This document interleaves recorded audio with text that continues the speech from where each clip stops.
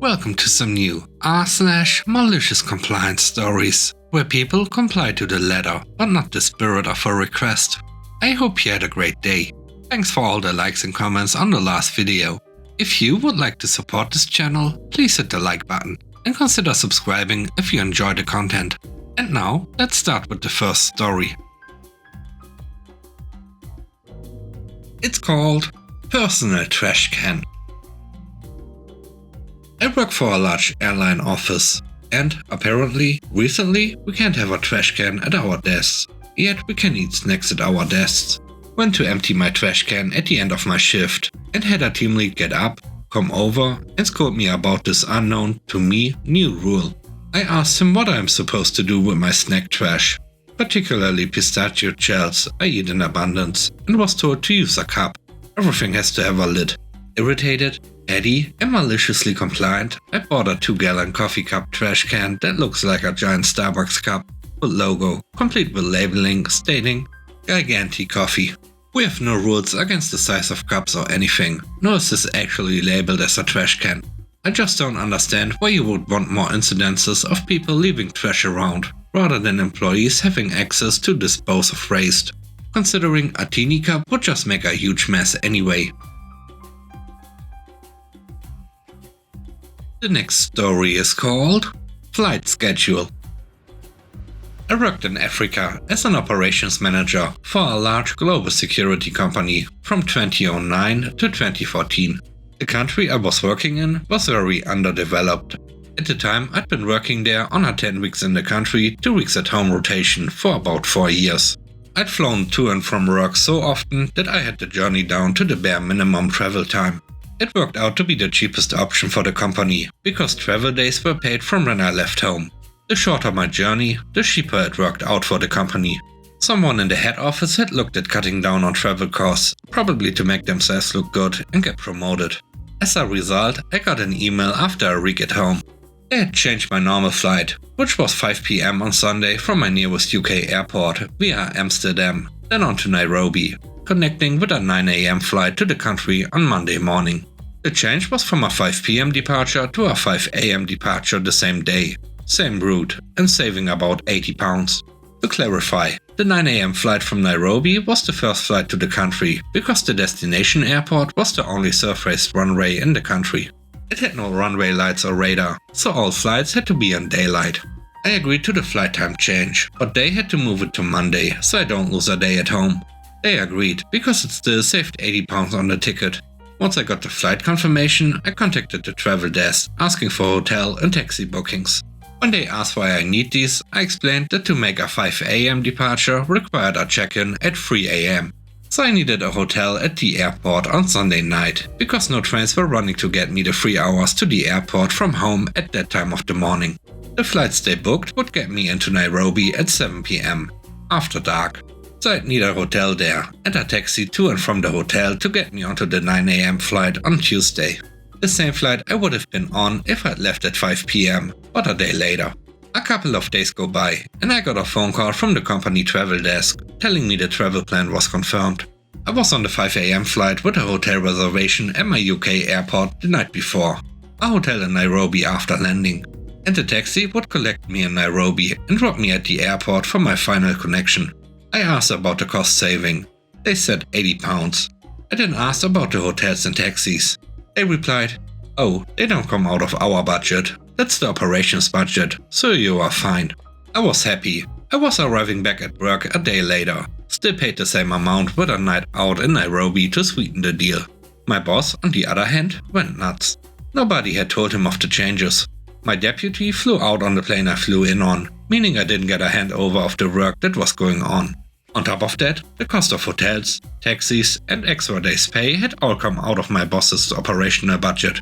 I think the total amount added was almost £1,000, but hey, they saved £80 on the flight cost.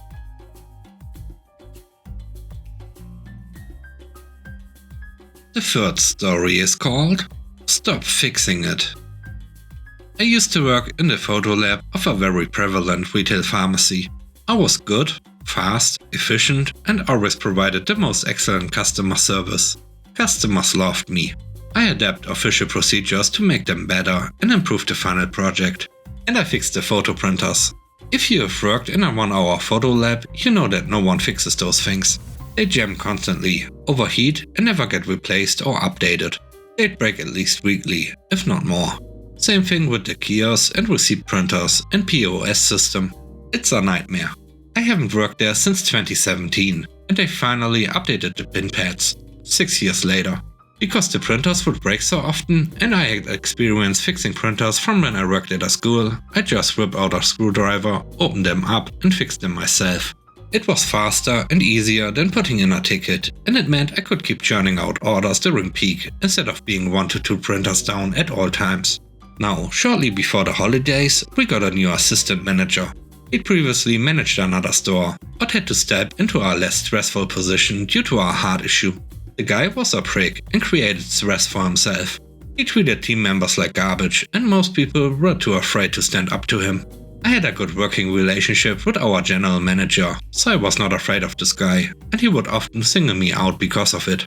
At one point during the Christmas rush, he caught me disassembling a printer that had suddenly stopped working.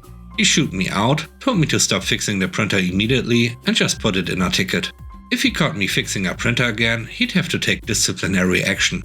I stopped fixing the printers and just put in tickets. In about a day, we were down to one functioning 4x6 printer that was overworked. That printer almost caught fire while I was off shift because no one was able to unjam it. He never told me to stop fixing the printers again and left me alone the entire rest of the time I worked there. Prick manager ended up getting fired several months later for customer complaints. The last story is called Natural Hair Color. My wife and I got my little sister some semi-permanent red hair dye for Christmas. She really wanted it and was very excited to use it on herself and her cousins. The hair dye is bright red, assuming you are light blonde or bleached, but Sis has dark brunette hair, so the dye becomes a dark burgundy on her. Everything that follows is what she told me. I wasn't there for any of it. Sis brought her hair dye to family Christmas at Grandma's, so she could share it with our plethora of cousins. One of our cousins, Anna, is an entitled brat. She's awful and a compulsive liar and manipulator. I keep my audio recording app handy on my phone when I'm around her, should I have to use it because I don't trust her. Anna asked Sis to have her hair dyed. Anna obviously has had her hair bleached to a medium light or light blonde. Sis asked Anna, "Is your hair bleached or dyed? If it is, then it's gonna turn out really bright and look crazy." Anna said, "No, what? This is my natural hair color. This is where the malicious compliance comes in." Sis and my other cousin share a knowing look before getting to work. After they let the paste sit for a reasonable amount of time, they wash it out. Instead of pretty mauve accents like in Sis' hair, the back of Anna's hair looks like a bright, clowny, patchy mashup.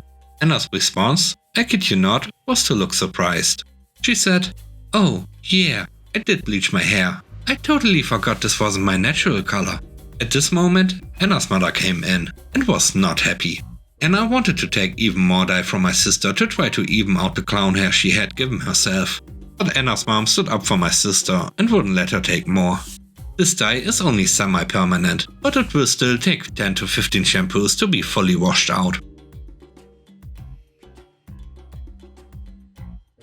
And with that, we end today's video. Let me know what you think about the stories. On a scale of 1 to 10, how would you rate the stories and today's video? I hope you enjoyed the video. If you like what I do and want to support me, please subscribe and hit the like button. I hope you have a great day. Stay safe. Bye bye.